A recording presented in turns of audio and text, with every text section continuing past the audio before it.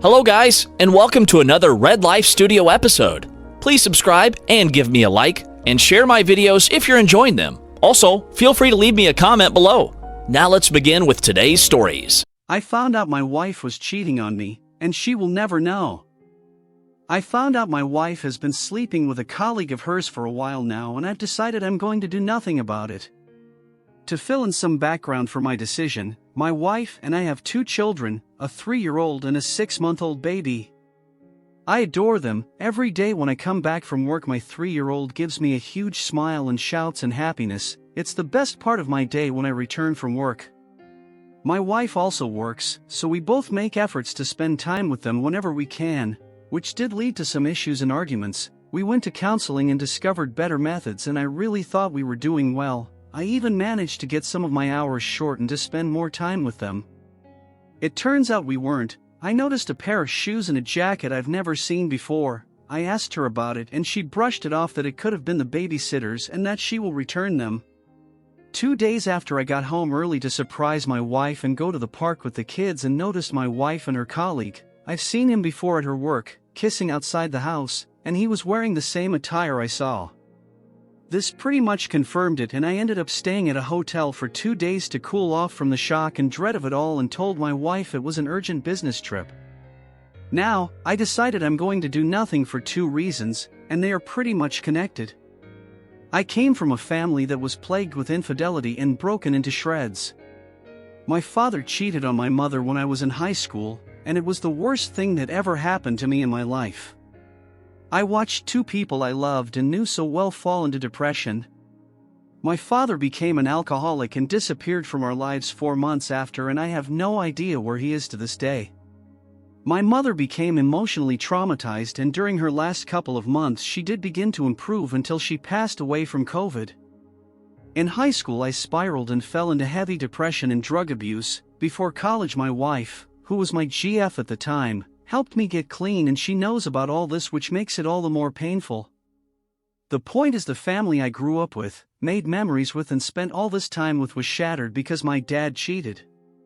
I would have loved that they would grow old together and I'd let them play with their grandchildren. Is gone because of infidelity. The second is connected because I don't want my children to see a split. I know it won't end pretty even if I wanted it to.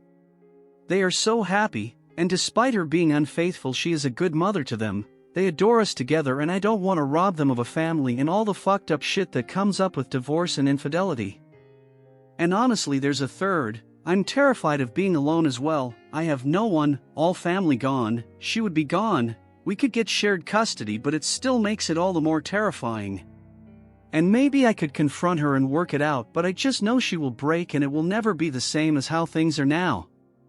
So it's been a week and a half. I just put my children to sleep a bit ago, and my wife is already in bed as I'm typing this, and I've already decided she will never know I know.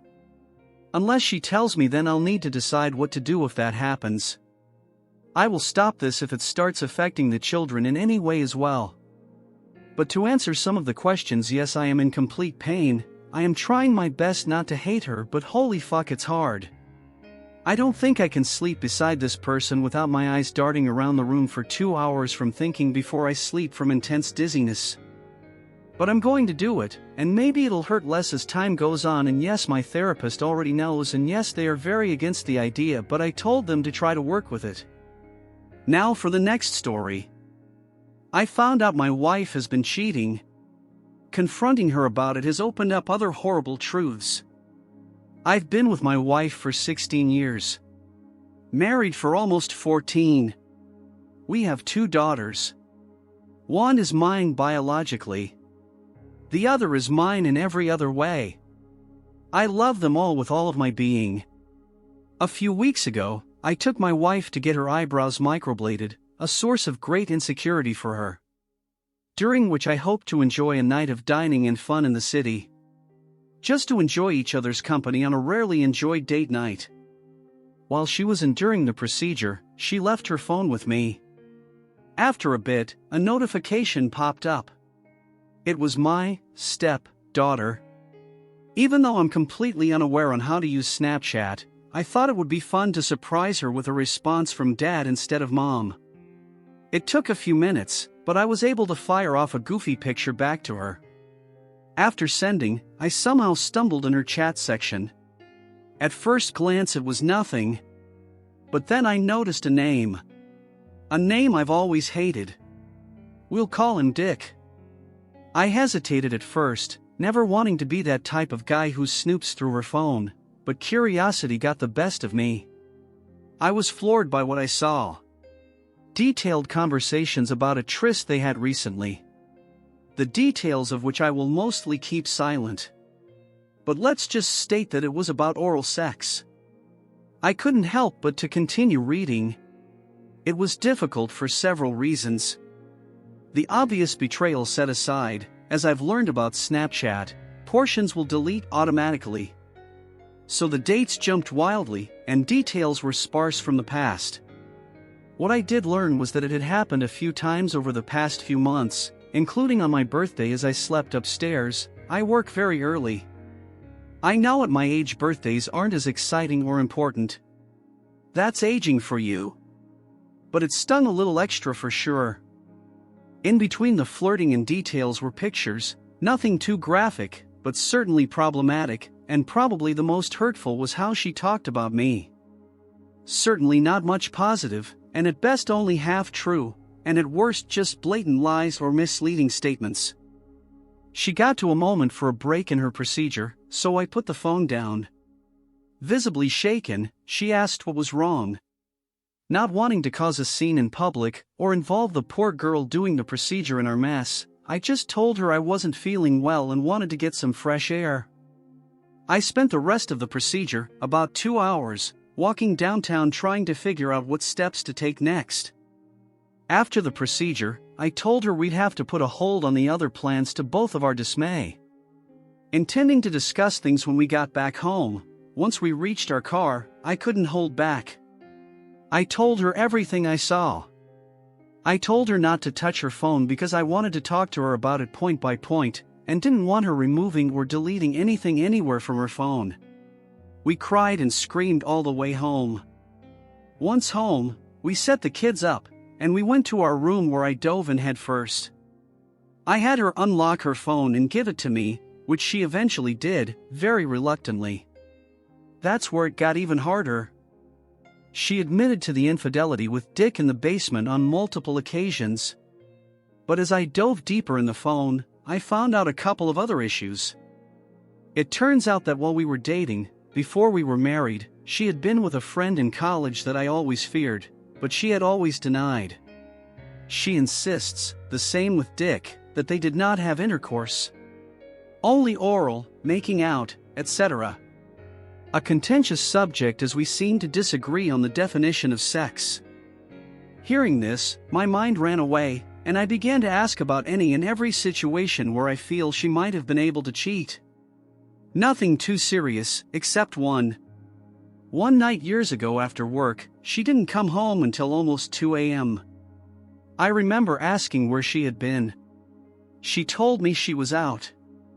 Nothing more. Despite my worries, in my new relationship naivety, I let it go for the time being. But it always lingered in the back of my mind, and burst out that night. As I asked, in between anger and hurt, she suddenly tightened up. She started crying, and I assumed that this was the one that would end our relationship. Instead, without going into detail in fairness to her, it was the story of her sexual assault that she had never told anyone. She cried. I cried. We held each other forever. I felt like the world's biggest asshole, while simultaneously hurt and betrayed from the other stories of her actual infidelity outside of the assault. I assured her that the assault wasn't her fault, and that despite my feelings now that I would certainly never hold that against her. What piece of shit would? We stopped the fighting at that point as we were both worn out. Over the next few days, we tried to be cordial and mend fences where possible. The problem was that, as is abundantly clear above, I'm not social media savvy. I don't use them terribly often, if ever. Well, she is, and has quite a large following across several platforms. She has been using those platforms to create sympathy for herself. Not giving details, but using cryptic messages about how sad she is, how everything is ruined, how bad her depression currently is. Now our friends are sympathetic towards her without knowing any details, while I appear to be the unsympathetic husband who makes her miserable. I've seen comments about how I may be the problem. Now I know I'm not free from any blame here. I work a lot. Strange hours sometimes. I've had to move my disabled mother and brother in with our family to take care of them, which she has been truly helpful with. I'm also currently dealing with health issues of my own.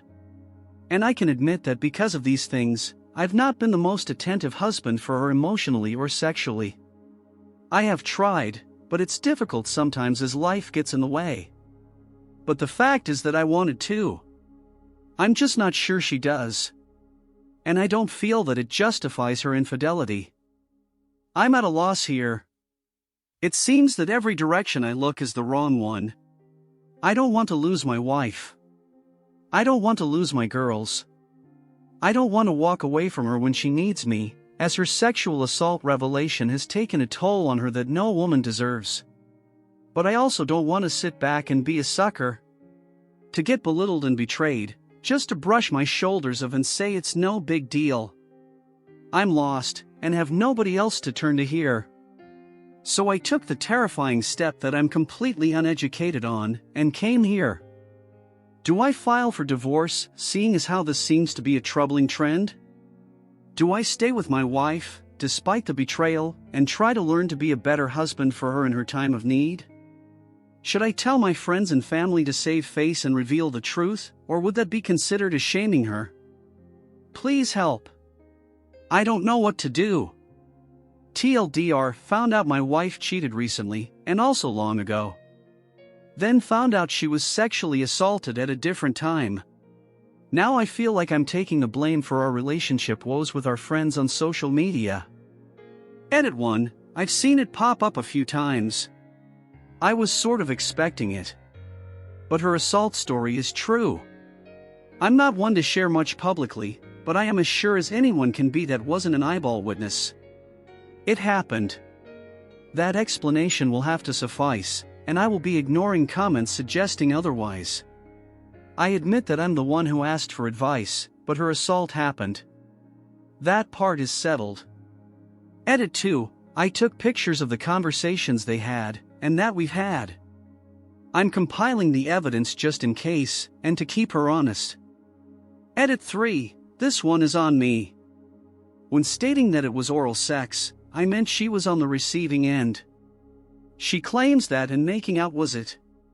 The conversations I've saved also seem to support that. However, I'm not necessarily convinced that was all, but I have no proof otherwise. Edit 4, alright. I'm going to take a break until tomorrow.